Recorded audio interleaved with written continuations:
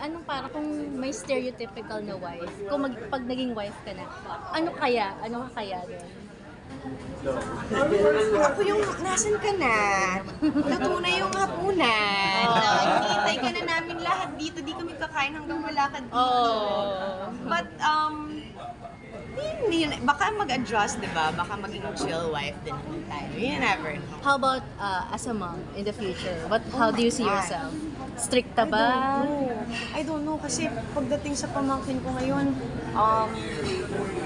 parang natatakot ako. Parang, kasi, ano yan eh, cargo mo na yan eh. I mean, you know, I'm so scared of becoming a mom.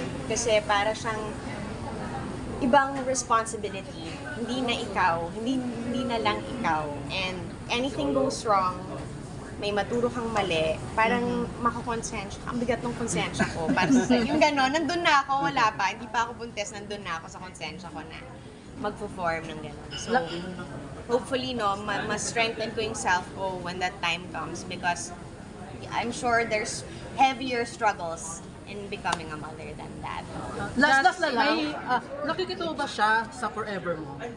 Sino siya? Sorry! Si Jeff? Yeah. Oo naman.